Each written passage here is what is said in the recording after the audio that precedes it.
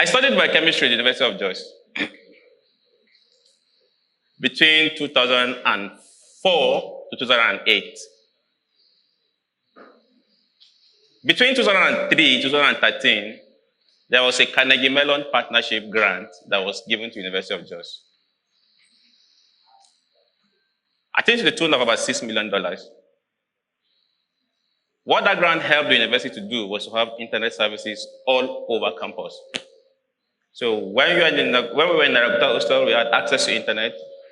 In the village hostel, we had access to internet. We had fiber laid out in the main campus, down to permanent site. We had strategic programs we call the apprentice program then, still under that same grant. Now, what happened with that is that $6 million helped us to build curiosity around technology. Remember what I said earlier? I studied biochemistry here. We got introduced into internet, and then we love internet. We love all the possibilities that technology could afford. Hello, it was totally free. Students were not paying any dime to have access to technology and all of that. Fast forward, 2008, when we graduated. The grant period ended in 2013, so we left the university in 2008, 2009. Now what has happened is that individually we've been transformed away from what we studied in the university. So I'm naturally supposed to be a biochemist, but I ended up becoming a software engineer. We have a number of young people, I could mention names, that actually benefited from such grants, that are today working in the Silicon Valley, working for technology companies. We also have few in Lagos working for some of the biggest technology companies in Nigeria. Now, what changed? What happened? Now, there was a strategic effort to develop young people within the campus. So when I was growing up, my mom always wanted me to be an engineer because she thought I love maths a lot. You know, I also wanted to be a kid into it. We call it the mom effect. Because when the mom effect plays on you, you want to be what your mom wants you to be. Am I right? More than what your dad wants you to be. So the mom's effect was stronger on me and all of that. So I got to study biochemistry against all wishes. I found computers. I not only found computers, but I found the possibilities, the career it can afford. That was in the early 2000s. We were the very few that had access to internet, that had access to free computers. Someone said there's nothing as good as free internet, right? Once internet is free, you can explore. Cumulatively, our net worth, I can say, can be summed up to be more than $6 million today. I've not calculated it, but I know that. Now, $6 million investment into building talent, and years later, we've had this viral effect of these people building other people and all of that. I started an innovation hub called N-Hub. We built a lot of young people. Lokna found itself in Lagos, helping other developers in Lagos to grow. There's also a side effect that people from other universities outside Plateau State also had to intern in Plateau State, especially computer science students from other universities. They also benefited from that grant.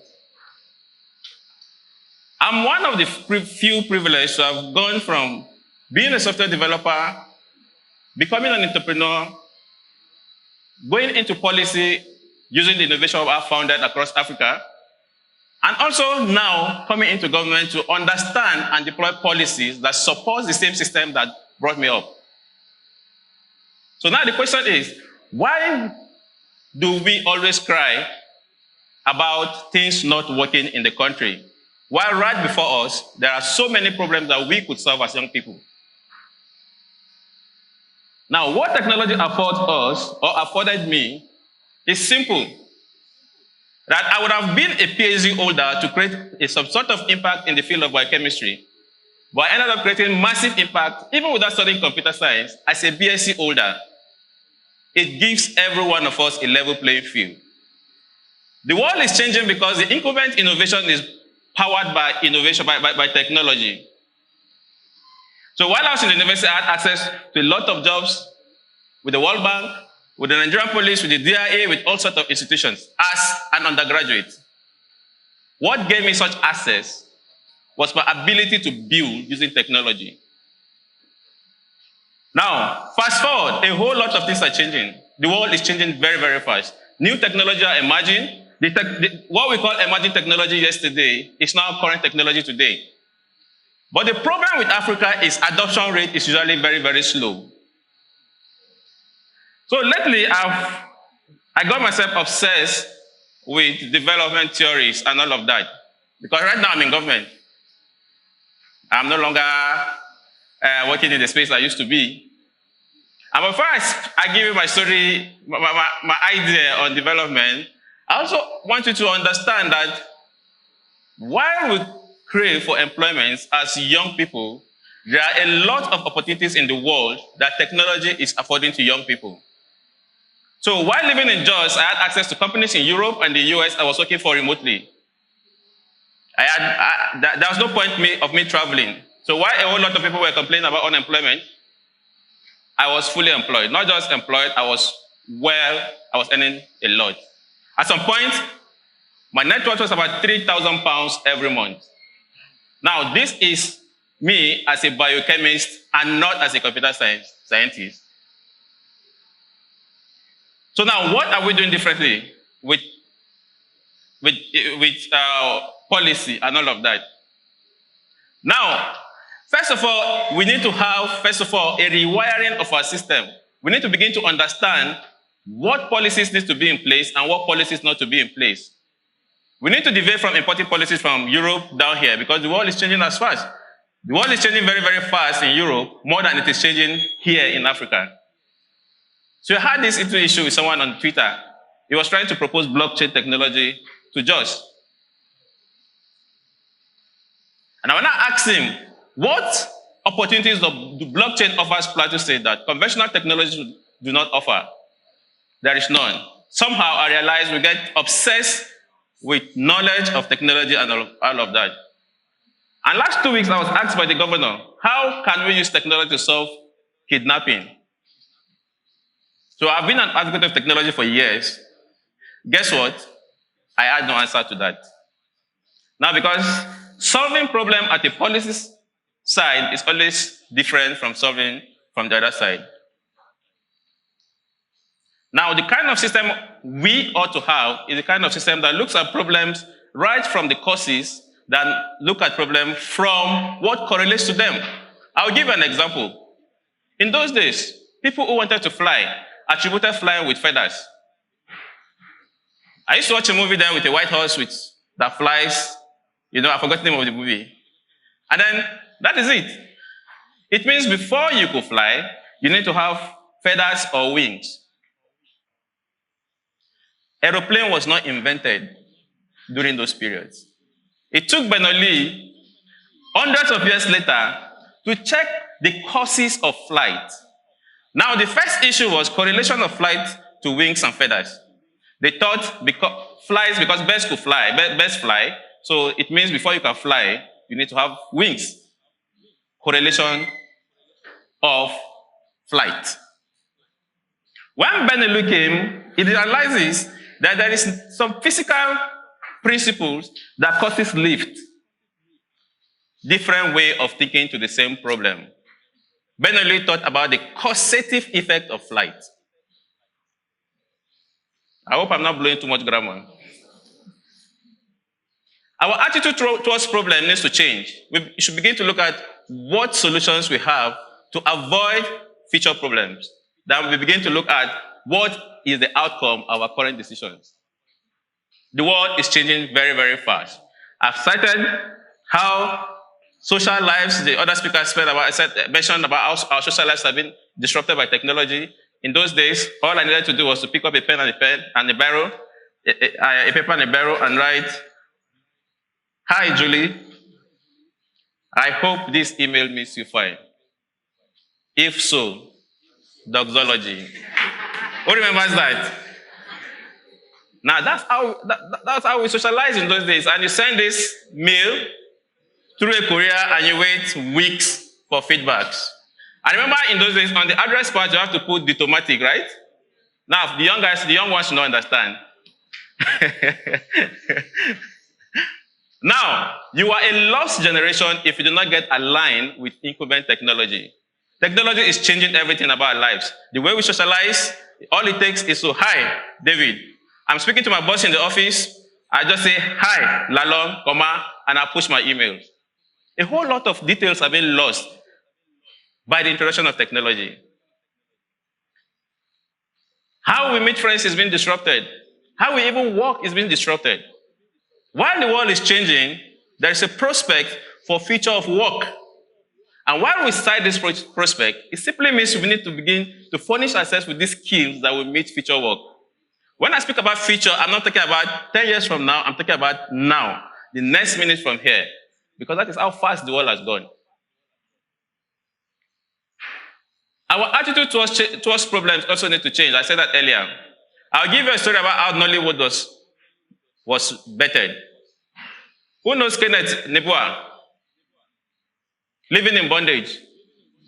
Who has seen him living in bondage? So in those days, when you produce movie, you do not send it directly to cassette. You have to play it in cinemas. Right? People have to go to cinemas, and that is where the investors have the return on investment. Now, what didn't work in the US eventually transformed and became one of the biggest industries in Nigeria.